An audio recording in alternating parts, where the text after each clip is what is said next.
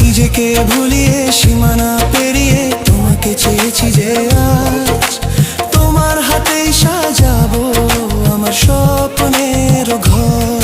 আমি তোমার প্রেমে পড়ে দুনিয়া ভুলে গেছি।